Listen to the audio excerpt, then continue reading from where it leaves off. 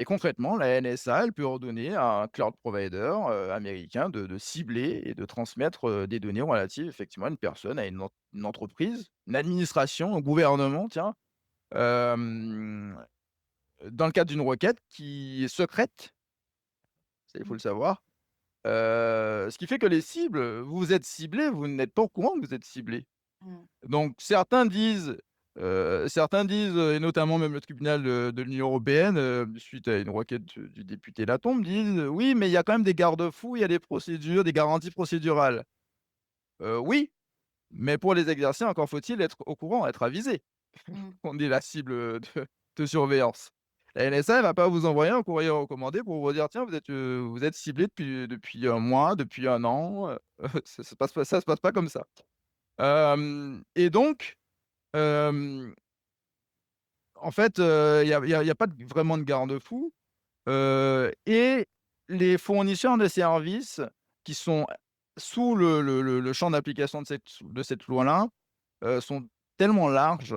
On parle dans la loi d'Electronic Communication Service Provider, hem et donc c'est des fournisseurs de cloud, mais pas que.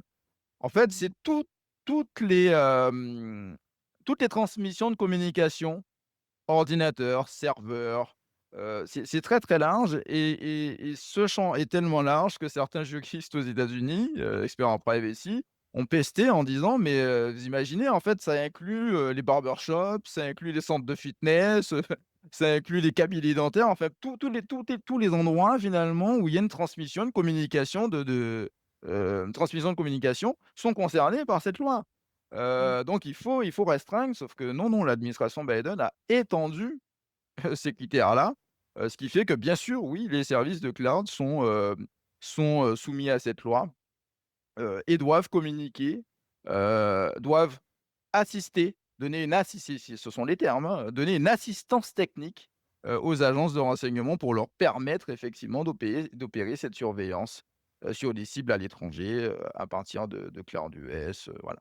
Donc pourquoi elle est hyper, importante?